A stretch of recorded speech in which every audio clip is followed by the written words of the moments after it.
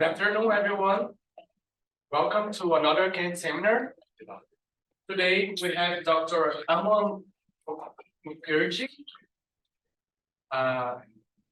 So let me give his bio very quickly.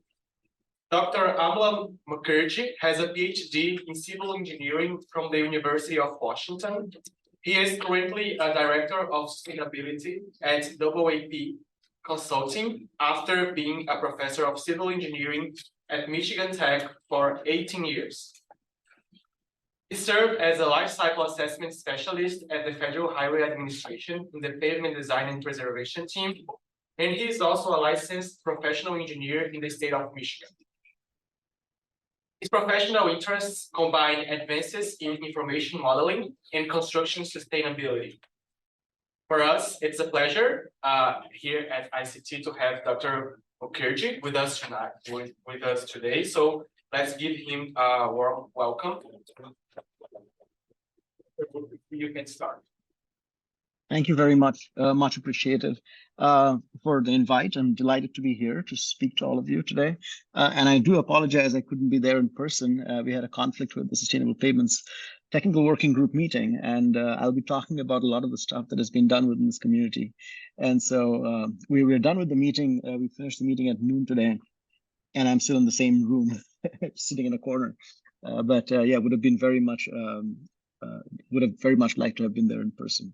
I also recognize that this is a series of talks, and my former student Chad Pat has spoken to you earlier, and other colleagues, Migdalia Carrion, who also I worked with closely at FHWA, has spoken to you. So I'm coming within that context, and there probably will be a little bit of overlap, but I'm doing my best to bring you new material that hasn't already been touched on the previous seminars.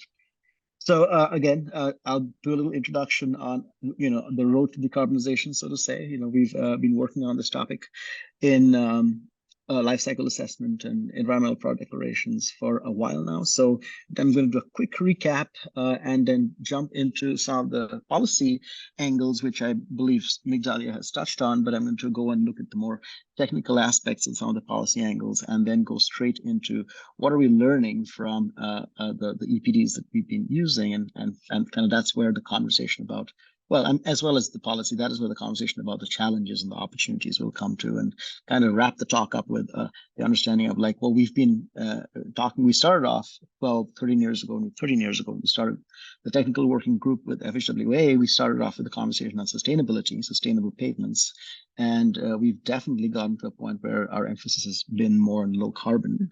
But the question is, how do we kind of like go back to being the conversation on sustainability beyond just low carbon?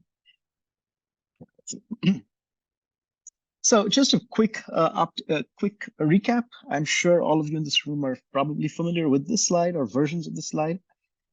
But what is life cycle assessment? It's an accounting methodology by which we look at material and energy flows for products and processes through the entire life cycle, and we kind of account for that. And then we look at, again, as I said, material and energy flows. We apply an impact assessment method such as Tracy, EPA's Tracy 2.0, and these impact assessment methods help us to aggregate all of these flows into what we refer to as midpoint indicators. And of course, there are various midpoint indicators that we use in life cycle assessment, but the one that has been the point of conversation and that has really been the leading midpoint indicator in all the legislation that we were seeing so far has been the global warming potential, or it's a climate change midpoint indicator expressed as global warming potential in kilograms of carbon dioxide equivalents, right? So it's not just a measure of greenhouse gases, it's a measure of all the greenhouse gases expressed in terms of their potential to cause global warming, as with respect to carbon dioxide having a potential of 1 kilogram per carbon dioxide. Right. So if you have a system that has 1 kilogram that produces 1 kilogram of methane, that has a potential of 24 times that. Between 24 and 26, there's a little contextual difference between those numbers, but between 24 and 26 has much impact as 1 kilogram of carbon dioxide. So essentially, we've been doing this. We look at products and processes, and over the entire life cycle, ideally, but where we are good at so far is what we call doing the cradle to gate. And the cradle to gate is, all the way from production, extraction, production, transportation, and then manufacturing of that particular product is what we refer to as the cradle to gate. And that's what we are calling the embodied carbon, right? And then, of course, the cradle to grave, when we go all the way, the full life cycle is what happens once that product goes into use and then and is in operation. So in the context of pavements, the cradle to construction site or post-construction for a particular pavement could be considered cradle to gate, or the first the embodied carbon. And then once the pavement starts getting used, we get into the operational phase. We look at operational emissions, traffic volumes, as well as pavement vehicle interaction, and so on. And then you have the end of life phase. So much of our decarbonization conversation has been focusing on embodied carbon. We're not really talking about operational carbon. And again, within the TWIG, the Technical Working Group, we have been talking about embodied carbon as well as operational carbon. We spent a lot of time discussing pavement vehicle interaction, but we've also been looking at life cycle assessment of construction materials such as asphalt, concrete, aggregate, and that gets us to the point to the point of construction, and then we've been collecting data on the construction processes, which gets us to what we call the A1 through A5, right, which is the cradle to the point at which the pavement has been laid. And so that's much of our discussion has been on embodied carbon. We've also been talking about the operational carbon, but in the context of today's presentation, I'm going to be limiting ourselves to the embodied carbon, because that's where much of our policy push has been. So just a little recap of the work that's been going on through the FHWA TWIG. The guidelines and framework document was published in 2015, which is framework for life cycle assessment for pavements. And for what it's worth, one of the discussions we actually had today was that this is probably a little out of date now and very, very badly needs to be updated, right? But out of that works, what we did was we developed the idea of developing the relationships within the pavement lifecycle. So what are all the different flows? What are the processes? What are the product systems? Who is the stakeholder and how do they relate to each other, right? So what are the materials?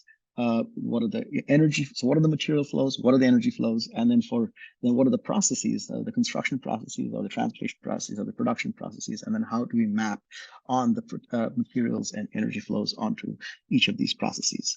This led to what we've been calling as a development of information models, lifecycle information models, which are very similar to building information models, i.e. they encapsulate the relationships between materials and processes, and then tie them to what we refer to as our background data sets, as well as the parameters which we use to collect our foreground data sets. And that's a lot of language there. But broadly speaking, if you think about our background data sets, they're all the data sets that help us estimate the upstream emissions. For example, the impact of production of electricity and consumption of electricity. Similarly, we look at fossil fuels, the extraction of crude oil, transportation to refineries, the refining process, all the way down to the production of specific fractions from the petroleum refining process, and then finally to the plant where it is used, right? And so we refer to these generic data sets. We often call them generic data sets because we're using sector-wide industry averages. We refer to these as our background data sets. But of course, our foreground data sets are when we are looking at conducting a particular LCA, the specific consumption, diesel consumption, for example, electricity consumption, all of these, that is specific to a particular production plant or a construction site, the amount of materials used in a particular project, which is associated with the design of the pavement, for example. These are all of what we refer to as the foreground data, and they separate one project from another. Whereas the background data, we try to use the same kind of background data sets across different projects. And within that context, we've been fortunate to work with the Federal LCA Commons, who are great, repository for various data sets, especially for fossil fuels, transportation, electricity, equipment, heavy equipment, coming out from various federal sources. Federal agencies collect this data already, but they kind of get reported and archived to the Federal LCA Commons. And out of all of that, we can start creating these consistent ways of communicating our life cycle assessment impacts through impact assessment methods such as Tracy's 2.0, right? So if you think about all of this process, it's quite clear that there are many assumptions that have to be made. There are many protocols to be followed. And so really a lot of what has been happening the last 10 years, 10 to 12 years has been industries working together with the federal government, as well as practitioners, life cycle assessment practitioners, as well as people who are in academia to kind of put together a set of these protocols and these consensus documents that kind of guide us into reliably and consistently disclosing our greenhouse gas emissions through indicators such as the global warming potential. So one of these protocol documents is referred to as a product category rule, right? So for any particular industry, we develop product category rules, and they help us to establish the goals and scope, the functional units and/or declared units, all the different processes that are accounted for, that are included in the accounting, and processes that are explicitly excluded, guidelines for data collection, the time over which it's reported, the pertinence of the data. So all of these, what would otherwise could result in differences or inconsistencies in different LCAs, we kind of put all that together into these consistent rule documents for a particular industry. So there is a product category rule for the asphalt industry. There's a product category rule for the concrete industry. There is a product category rule that is about to be released in a matter of weeks at this point for the aggregate industry. And so what this does is when we do an LCA for asphalt, concrete, aggregate, or steel, or any of these products, we know what rules to follow, we know what assumptions to make. And so across the board, that allows consistency, and that helps us to conduct our LCAs in a more reliable, consistent method, so that our outcomes are numbers we can depend upon and rely upon. And then how do we communicate the outcomes of our LCAs? We use what we refer to as type 3 eco-label, which is an environmental product declaration.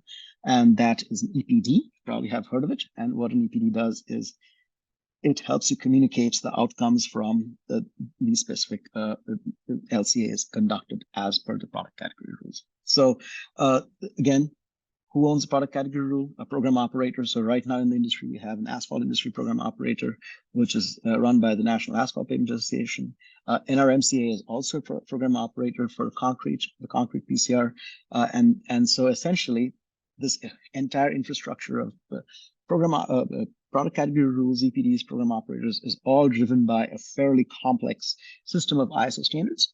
And what these ISO standards, you will probably hear of ISO 21930, ISO 14025, and what they also require is multiple verification and validation processes. So we have verification of process, we have verification of data, and so all of this creates what are often referred to as the infrastructure of trust, right? Because if we are to use these global warming potential numbers, these kilograms of carbon dioxide equivalents that I talked about, for any kind of meaningful way, especially in policy, to drive decision making, we have to make sure that they are consistently, we're doing all our calculations consistently across industries, B, that our processes and our methods are reliable, which means we have to constantly verify and validate our tools and our systems through independent third-party reviews. And so all of this creates what we refer to as the infrastructure of trust, right? And most importantly, we have to ensure that the data that we're using, the underlying data quality, is we are constantly measuring our data quality, communicating our data quality, and ensuring that at any given time, we're always on a path of continuous improvement. And so when we started doing all of this about 12, 13 years ago, where our data quality was back then versus where our data quality is today is remarkably different. We've come a long way. And yet we're not quite where we want to be. So there is still a lot of work to be done. We have focused primarily on working with open data systems. So these data systems could be the data sources could be proprietary or from public sources. However, when they're open, what it does is it allows for scrutiny, it allows for easy access. And we also have tried to create a system where our data is free to use. Of course, they're never free to produce, and they're oftentimes fairly expensive processes to develop these data sets, but we have tried to create a framework and a system through the Federal LCA Commons where these data sets are free to use, right?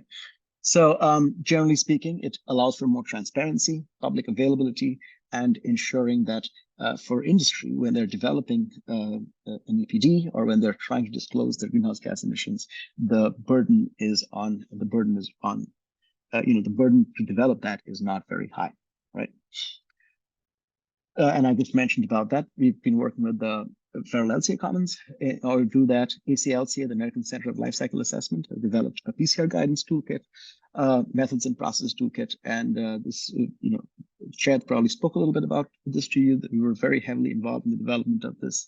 And we've also developed an enhanced pedigree matrix for data quality assessment. So again, so you have lifecycle assessment, try to capture all of the methods and protocols in there into product category rules, and ensure that we have data sets that are reliable, public, free to use, and constant and open to constant scrutiny. Ensure that we have guidance and checklists to ensure that our PCRs are done correctly, as well as make sure that our underlying data quality is constantly being monitored, measured, and we're on a path to continuous improvement. So really, in the last 10 years, this has been much of the work that has been conducted, and we've come a long way. And if you were to listen to our conversations today, you'll say, well, we've still got quite a bit ways to go, right? So this is a continuous improvement process. But when it comes to background data, we're trying to have all our industries, asphalt, concrete, steel, aggregate, use the same background data sets for fuels, electricity, transportation.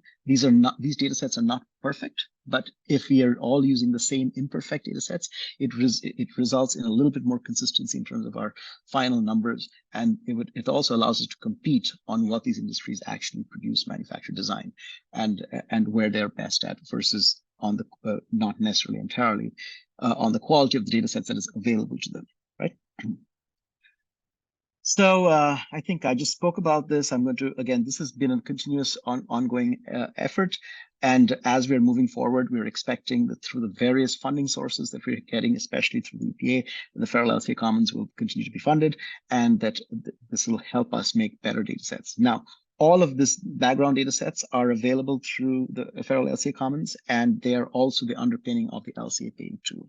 So if you want to download the FHWA repository from the LCA Commons, they have all the underlying data sets that run the LCA paying tool as well.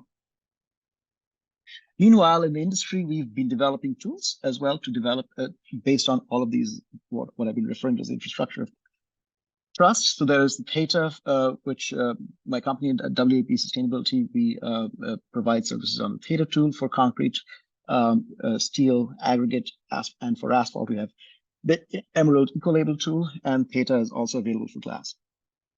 So what these tools really are is we've taken the product category rules and essentially digitized them, right? So if you have a set of rules, you can digitize the rules and implement the development of the EPDs automatically. And this has really reduced the burden on industry to develop the EPDs. And then, of course, these tools are also third-party verified, making sure that for a given set of inputs, you'll always have the same set of outputs. So sound and completeness of these tools have been ensured. Okay, so let's see. What has brought us, so the journey to decarbonization, what has, with all this work in EPDs, right around 2017, 18, we started seeing the first Buy Clean Act out of California, where essentially the idea was that, okay, we need to decarbonize our construction materials industry. So asphalt, concrete, flat glass, and steel are some of the largest greenhouse gas emissions producers in the economy. And so more and more policymakers and a lot of our non-governmental organization friends were looking at it and saying, well, it looks like there's been a lot of progress being made in the world of EPDs. So we can actually fairly reliably communicate our global warming potential numbers, and we can get our carbon footprints through these global warming potential numbers. So maybe we should look at these numbers and bring them into policy and see if we can kind of create pressure on our industries to not just disclose and produce their numbers. Good, now we can measure it, but then go the next step and try and reduce those global warming potential numbers, right? So the journey to decarbonization started, and with 2021, with the new administration, inflation, well, what started as Build Back Better eventually kind of passed as the Inflation Reduction Act.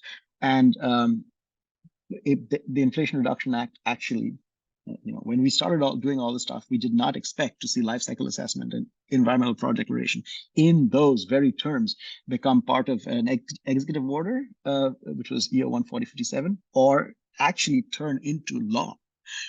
So this was actually very exciting for many of us to see this, look at our 10 to 12 years of work get transferred into industry practices, but also into legislative processes.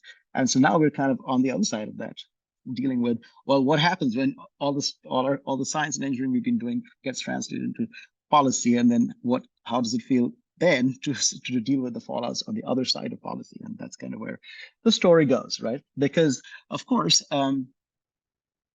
as we were developing EPDs, we were looking at them as tools to communicate GWP.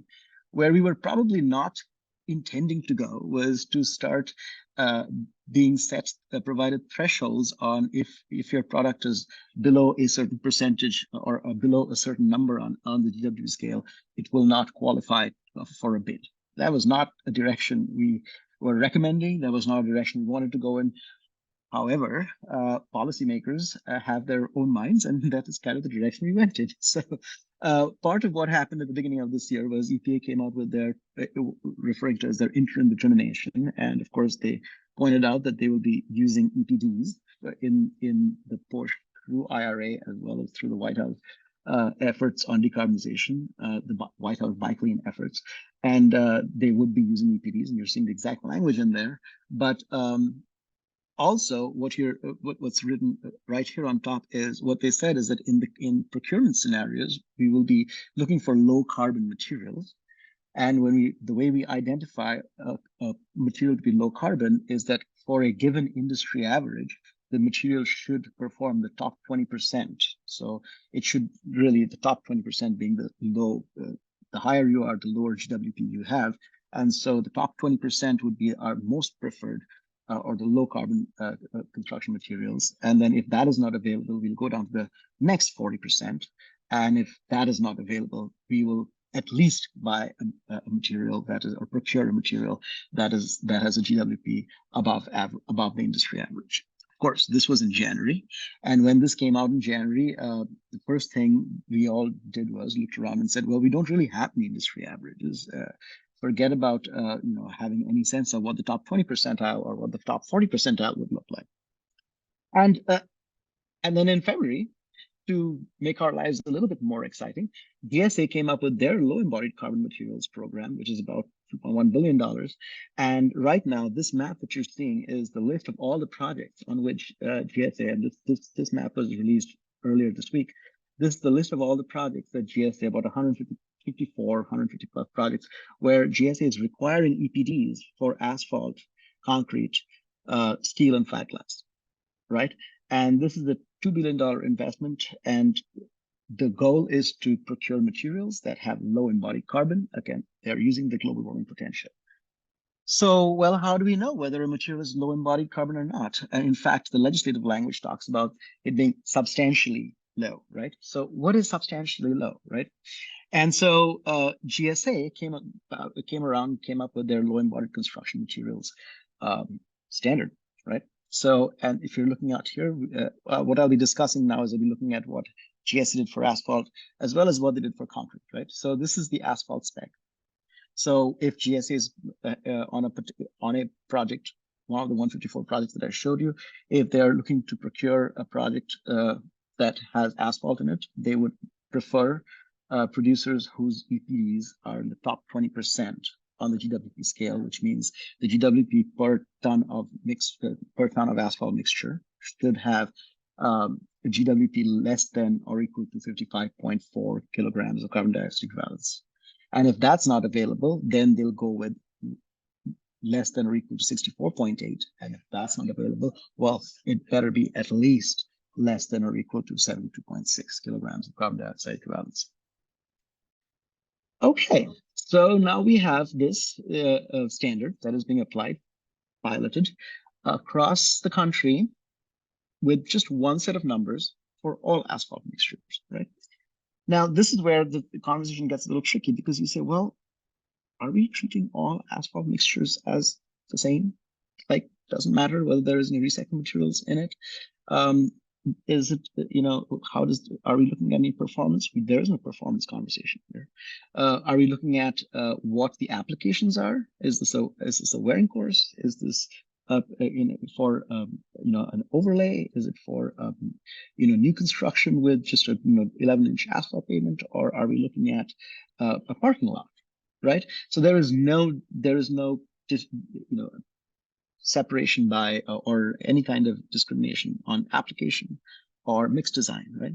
And so this kind of like led the industry to say, wait a minute, we need to inform this process a little better. And FHWA has recently asked industries to develop their own, because remember, there is a reference to industry average and benchmarks, but we don't really have these in the industry. So starting the beginning of this year, we started working on these industry averages and benchmarks, and this has been actually a fun process because again, we're looking at just the A1 through A3 phases, and we're saying that if GSA wants our total, the numbers that you're seeing total, the total should be in these ranges, this 55.4 and 64.8 and the 72.6, and it's like if that's the case. How do we characterize where our EPDs are, right? How do we characterize where our asphalt mixes are across the country? Where do they fall on this distribution? And how many of our mixes are actually qualifying, right? So let's see. So we said, okay, well, let's go ahead. We've been collecting data for the asphalt industry since 2014. Through 50 plants for the first LCA that I did back in 2014, and then we updated that over the years. But we've also been collecting a lot of data through the EPD tool, the Emerald Eco Label EPD tool that I mentioned. And it's like, okay, so we have a fair amount of data. Nonetheless, the beginning of the summer this year, we went into a benchmarking process where we invited plants from across the country and said we would also like to collect very specific data sets that are aimed towards developing the benchmark. So we've got our EPD data sets, we've got a benchmarking data set, and so we kind of like started off down that journey. So what did we find? Now on the A1 component, we know that most of our states have specified their mixes, right? So when we know what the mix design is, and we know what the upstream LCI are for the materials. So right now, we are regionalizing on electricity, but we're not regionalizing on our fossil fuels, and we're not regionalizing on our asphalt binder, which is partly because we don't have a regionalized asphalt binder data set. Asphalt Institute is working on that data set, and we are probably going to have that data set in the next year or two. Now, even when we do have that, for any given asphalt mix, because we know what these upstream data sets are and we know the design, suddenly calculating the GWP at this point is a matter of multiplying matrices. This is not a place where we need to characterize uncertainty. Sure, you can ask for the variation in GWP as you change your wrap content from 5% to 15% or 20% or 25%, or as you change your asphalt binder, net asphalt binder reduction. But realistically, this is a deterministic number. This is not what you would call, there is no uncertainty in here, strictly speaking. And again, to be very clear, there still remains uncertainties in terms of the quality of our upstream data sets. But because all of us are using the same upstream data sets, that kind of nullifies across the EPDs. So really speaking, this is something that we can calculate deterministically. And so based on that, we looked at it and said, if I'm a DOT, what I really need is for a given mix design, I need, just to get a simple back of the napkin estimate of what my GWP is, we can find that out pretty easily. So, we came up with based on the background data sets, think of it as that we did a parametric analysis and for given mix designs. And so we have these coefficients that we can use to get just the A1 phase, mind you, just the GWP because of the upstream materials and for a given asphalt mixture design. Wonderful. We can do this. This part is easy. We don't have to worry about this. So if you are, if you know the mix, we can tell you what the A1 numbers are fairly with a fair amount of certainty, right? Now, what about A2 and A3? Now, A2 is distances traveled. Now we know across the country, depending on where you are, your aggregate source or your wrap source may require distances, varying distances. Sometimes it's like right next door, sometimes it's in situ, sometimes it's from 20 to 30 miles away. So based on an industry-wide survey we've done, we said on an average is 30 to 35 miles, but that's on an average. There are states where their rock is very poor, and so they have to ship in their aggregates from very long distances, right? So that A2 now suddenly becomes a quantity that needs characterization, mostly because, again, it needs characterization because the variation in the distances happen because of factors or because of influences that are outside the system boundary of our life cycle assessment, right? So then we start referring this as like, well, we can get a sense of why we're seeing this variation, but realistically speaking, because we're not accounting for the geology of the rock in our life cycle assessment, we kind of treat that as an exogenous factors and therefore a variable with uncertainty, right? Same thing with production, right? Because when you're looking at plants, depending on which part of the country the plant is, the climate region, moisture content, amount of precipitation has an impact on the amount of energy we use, right? And so we started using climate zones based on AASHTO, the AASHTO four different climate regions. So wet freeze, wet non-freeze, dry freeze, and the dry non-freeze. I'm not suggesting that this is the best classification, but this was a good place to start from. So what did we learn? So we looked at the data in the Emerald Ecolabel tool. We looked at the data that we collected through the, excuse me, we looked at the data that we collected through our benchmarking process, and we had a total of 1,000 mixes, 1,072 plus or minus mixes, 91 plants. 331 plants and 91 organizations. So sometimes an organization provided data from more than one plant that they owned, right?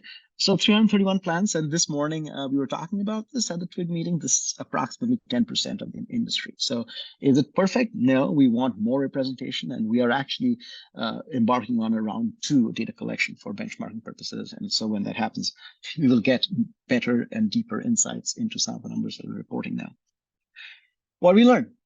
Well, right here, if you the first thing to do was to let's do a quick spread of the GWP numbers by state. And what are we seeing? We see states like Florida sticking out, Florida and Louisiana.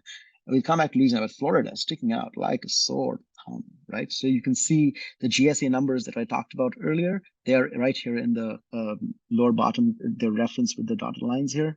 And so you see pretty much your average mix in Florida is way worse as from a GWP perspective than what what GSA is considering as an average, industry average, right? So it means that a majority of these mixes in Florida will not qualify for these projects that GSA might be looking for bids, right? So this is an important piece of information to get across to them. Now, that's not true for all states because there are other states, actually the same thing in Louisiana, but there are other states where you will find, like for, if 64.8 is the 40 percentile mark, Texas is doing not too bad. And, Oregon is doing really well. All projects in Oregon will qualify in the top 20%. California is not doing too badly either, right? So that's good. So we get to see where we're doing well and where we're not doing well. And they say, well, why are we doing so poorly in Florida? We'll come back to Florida in a bit. But again, remember how I said the design is actually, with the design, we can get to our numbers pretty deterministically. However, when we can also look at what happens when we have variations in a specific additive, for example, in our design. So this is the example of what happens for your A1 number, A1 GWPs, how it varies. Again, this is a deterministic plot. This is not a statistical characterization. This is a statistical characterization. This is just a deterministic plot. And what we find is that with line, as your percentage line goes up, your GWP goes up, right? So we will keep this in mind because if you look out here, your Colorado mixes are falling nicely within. They're falling nicely within Colorado being right to the third bar within the GSA limits, right? But we'll come back to the case of Colorado later on with what happens with Lime, because Lime also we're noticing significantly improves, it worsens the GWP impact. When we get into A2, right? Once we get into just the A2, we realize why Florida is so high, because much of Florida is essentially sand. So they have to get all their aggregate shipped in from Nova Scotia. And that A2 distance is significantly blowing the Florida GWPs literally out of all the ranges, right? So this is so just the A2 component in Florida is barely qualifying the complete A1 plus A2 plus A3 GSA numbers, right? So this is clearly something. So a communication out of this to policymakers is that, guys, if you're setting these benchmarks, recognize that your national benchmark is not probably going to work at every state level. And depending on where you're in the country, you might want to account for some of these factors. Of course, you can say, well, maybe we should reduce these factors, and that is an absolute imperative we have to go towards. But in the meantime, we have to understand where to set these thresholds so that we're not creating a situation where we're creating inequities in the industry. Next thing is with A3. And with A3, we realize that for each of these 4 climate regions that we discussed, there's a statistically significant difference in the energy use across these climate regions. It's small, as you're seeing from the distribution, but it's nonetheless statistically significant. Also something to keep in mind. So overall, if you look at A3 across the board, one thing we start seeing is that Alabama kind of starts shooting up in A3. And we were like, why is Alabama and also Alabama and Utah, which in the general pack, sum total of GWP A1 plus A2 plus A3, they were right there in the middle. And when we look at just A3, these two kind of shoot up. And so this is actually a case where we decided the reason why they were shooting up is because we need more data for these states. It's because we don't have enough data to discern why they're shooting up. So this is, again, a case for us to, as we go into the second round of processing and data collection, we want to make sure that our underlying data sets are more representative.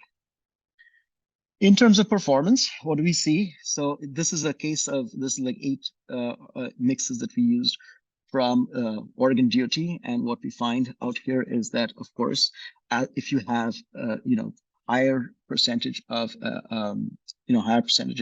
recycled materials in it, which is, as you reduce your asphalt binder content, you end up having a lower global warming potential. And of course, even if it's a situation where you're adding an additive, especially if you're using evotherm, for example, that's mix 3 right here, evotherm, which tends to go up a little bit, increase the GWP a little bit as more mix additive. But even then, the reduction in binder is what is really driving your global warming potential. Now, we haven't done. I'm just starting a project with Tom Bennett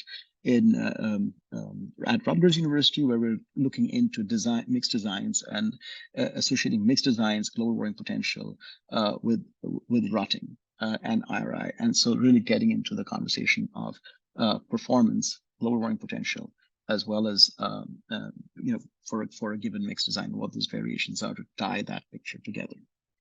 Now, when it comes to concrete, what's been going on in the world of concrete? Well, if asphalt, they had one set of numbers for asphalt. With concrete, their GWPs were a little bit more, there was a little bit more variation there because they decided to break it up by strength class. And in and of itself, you say, well, why not strength class? What's wrong with strength class? Excepting, if you look at it, you realize that higher the strength, the higher the GWP. And part of this is based in the assumption that a concrete mixture has higher strength because it has higher cement content. And we all know that we can get to a higher strength using other supplementary cementitious materials, slag specifically, and various other ways. And so the idea that in this chart, the underlying assumption is that strength is equal to cement content, and therefore higher the strength, higher the GWP. This is not necessarily true. Nonetheless, this is what we have to work with. So one of the things that I've been doing with one of my current PhD students, Michelle Cooper, she's at FHWA. She's the concrete lab manager at TFRC, the Turner Fairbanks Research Center, and so she works with a lot of the concrete mixes through the concrete trailer, the FHWA concrete trailer, and so we've looked at various 29 various mixes, field mixes across the country, and we were saying, well, can we start finding this idea, like how can we correlate global warming potential, and kind of getting into the conversation around performance? How do we compare that with some of these performance-related, durability-related metrics for concrete, right? So first and foremost, we find that there is no correlation between the 28-day strength, compressive strength, and the global warming potential, and this is across all the data sets, and you're seeing that scatter there. And with that scatter, what you find is there's really no real correlation between GWP and strength, right? again, going back to why the way GS is doing right now, definitely needs more feedback and information. So clearly, you can have a high compressive strength across all these ranges of global warming potential, right? So the next thing was like, well, what does correlate, right? And we find that there is a negative correlation between surface resistivity and global warming potential. And this has been an interesting finding. So then the question is, as we get into conversations around durability and global warming potential, is surface resistivity a more useful metric to use rather than compressive strength, or the water cement ratio slumps, or can we actually start relating these in some more quasi mechanistic as well as empirical ways? So one of the things that we've been doing through all of this is looking at benchmarking construction pay items, because as I just mentioned water cement ratios. We're looking at global warming potential of, this is a project with Minnesota DOT. We're looking at global warming potential of concrete mixtures that are being used, and we're tying them to, well, there is an incentive around water cement ratio in the Minnesota DOT spec. And can we create similar incentives and disincentives around, similar plus or minus ranges for global warming potential, accounting for durability at the same time? And this is kind of important to mention, because a lot of the conversation that we're seeing again in the world of policy right now is there is a sense that if we are using quote unquote low carbon materials, we may be compromising strength, we may be compromising performance, right? And if that's the case, durability and long-term performance. And if that's the case, there was a scientific committee hearing in the House, where basically the conversation was like, should there be a movement towards banning, really, or prohibiting the use of greenhouse gas emissions in any kind of considerations for because it could result in poor performance. And so this was in the context of the Department of Defense. And so this language is kind of like coming in. We just heard from the state of Montana, and apparently they already have a law on the books which prohibits the use of greenhouse gas emissions. And then, of course, it doesn't directly apply to transportation yet, but we might be seeing a slew of these kinds. So the opposite end of the legislation might also be coming our way. And so there is actually a need at this point for us to kind of really tackle this conversation both ends. On the one end, to turn and say, yes, these thresholds are maybe a good idea, but we really need to have a better sense. I mean, they do, this legislation, the IRA type legislation, biking type legislation, they do provide us an opportunity, but there is also the challenge of knowing how to set those thresholds. And same thing on the other end is that, well, it's probably not a great idea to prohibit the use of greenhouse gas emissions. And then this is kind of where it is probably one of our, challenge as well as opportunity to make the case to our lawmakers that yes, we can have highly durable, highly performing materials that are also have low carbon contents and can help decarbonize our construction materials industries, right? Overall, and this is, I think I spoke too soon about this, but this is the water cement ratio incentive conversation I was having. So I'm going to skip the slide. Overall, where we're headed towards, right, as we look at these challenges and opportunities with the kind of legislation coming from, both sides of the spectrum, one pushing us towards thresholds is on the one hand, informed thresholds. The other that's pushing us, away from greenhouse gas, accounting for greenhouse gas emissions, is to really focus back on where we have been going, the road that we've been on. Decarbonization is a component of sustainability, but realistically speaking, how do we really focus on building sustainable pavements? And sustainability is a lot more than decarbonization, while even though decarbonization is a crucial component of it, and indeed a leading component of it. So this kind of brings us back to the discussion of like, how do we use again, focusing on the full life cycle of the pavement. And again, EPDs are useful, cradle to gate, information components that we can use in our discussion, but really going back to the full life cycle of the pavement and saying, how do we build pavements that last longer? How do we reduce our interventions, and how do we know at any given time which intervention to use to get the longest extension in service life? So all of this kind of brings us to a discussion that we started recently in last about, well, this was kind of one of the areas that I was working on while I was at FHWA, is to look at the idea of using marginal costs of carbon. So if you have a particular operation you look at how much how much carbon is going to be emitted because of that. But then you ask, is that carbon emission, or is it worth the outcome the function that you're getting out of that particular choice of material or intervention? So realistically speaking, right now our decarbonization and all our procurement methods are looking to select materials, select operations, select methods that have low carbon. And the default is that low carbon is better. But with this thinking, we may be moving towards saying it's not about whether it's low carbon or high carbon. The question is whether the emissions that we are incurring, are they worth the function that we're getting?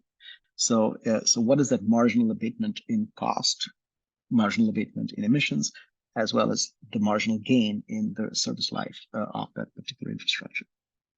And with that, I think I've covered quite a bit of things, and I wanted to leave some time open for discussion and question and answer. So thank you.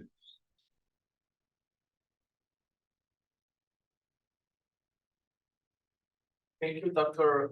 Mukherjee. We have some time for questions here. Is there anyone in the room that would like to ask any question to Dr. Amlan, or anybody on Zoom that Professor Okadi wants? Okay, Professor Okadi. Yeah, thank you so much, Amlan, for your excellent presentation. I have one question. Maybe I didn't follow it up.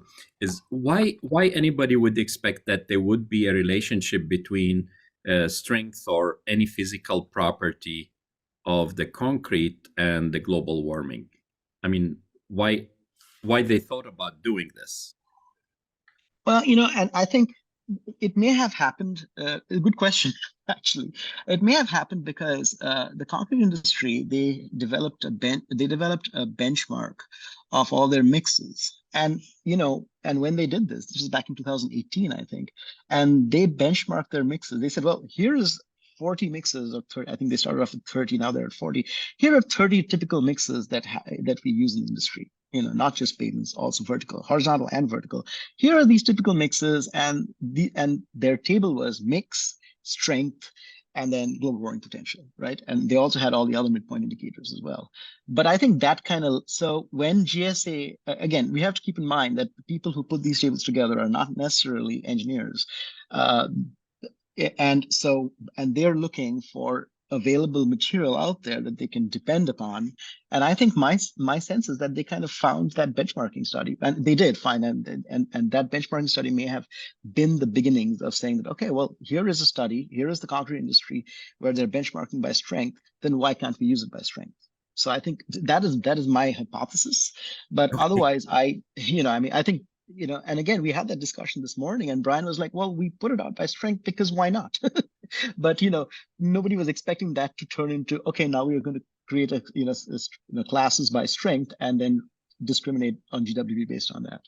So yeah, this has been an interesting sequence of where the information and where the knowledge is versus where the policy is, and that intersection between engineering and policy, and that's always very exciting. It's been quite exciting to be there, but it's not always what we wanted to be. Yeah, thank you so much. I thought that could be dangerous, because if they're going to start using any statistical approach for data to correlate things that they should not be related, then that's where the danger could be in the future. Would you agree?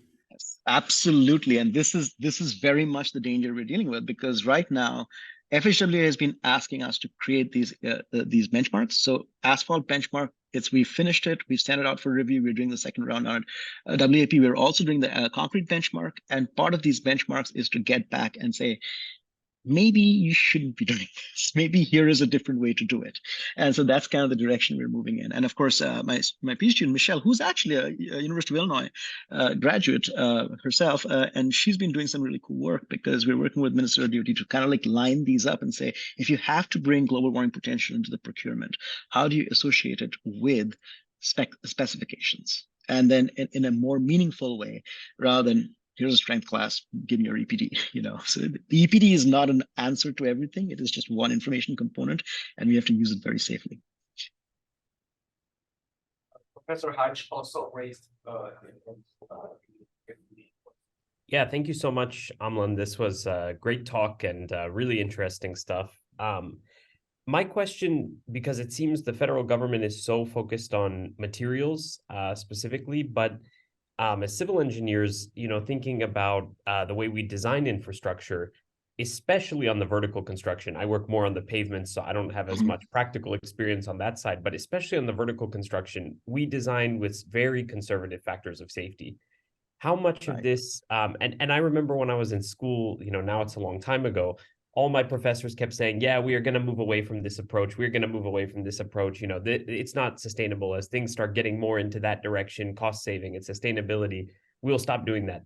But it seems now there's not much as much effort towards that. How much of a role does the way we design things and maybe just using less material translate into solving this piece of the puzzle? Well, that's another whole can of worms there, because if you, because there is also our architect friends, right? Because oftentimes there's a structural design component of it, and the vertical wasn't. And again, I barely touch tippy toe in the world of vertical construction, but like there is the structural design component, but there's also the architectural material selection component, right? And part of the decarbonization movement, especially with tools like EC3 out there, where basically it's a repository of EPDs, and the infrastructure in and of itself is good, but what they have in there is not necessarily a very representative set of EPDs. But what EC3 gives you is that if you want to select a material, and before you get into design, let's say concrete versus steel, you can go and look at EC3 EPDs and select one over the other. Now, this is also very problematic practice, but architects are looking to select, and they're pushed towards decarbonization to select materials that are low carbon. Again, by comparing GWP across product categories, problematic. Right? So that is also happening. But overall, when it comes to vertical construction, I think there is the world of whole building LCA, which is, again, very much like what we're doing with our whole infrastructure LCAs and pavement LCAs. We know how to get there, but again, talking about that infrastructure of trust and protocols that we've built around the materials themselves, we haven't quite gotten there to do all of that work around the infrastructure. So we don't have a pavement PCR, and we had some very, very engaged discussions this morning on whether we should have a pavement PCR, if a PCR is even the right way towards, for the pavement industry. Same thing for buildings. We don't have a whole building LCA. We still don't have a full whole building LCA protocol. And should we have a whole building LCA PCR? And what does that even mean? Or should we be just doing flexible pavement PCRs and rigid pavement PCRs? Same thing, like steel building versus. So this is a can of worms. There's a lot more work to be done in it, but I feel like now that we can measure our carbon impacts, we are ready to really dive into the engineering components of it, and hopefully inform policy around it. Great, thanks. I don't know if I really answered your question, but kind of like. No, I don't think it was maybe even answerable. So that's great, though, to hear your thoughts, and thanks again for a great presentation. Thank you. Okay, so we're out of time now. So thank you so much, Dr. Mukherjee, for being with us today. It was a really, really nice presentation. I think everyone benefited. But so let's give it another round of applause. Thank you. Well,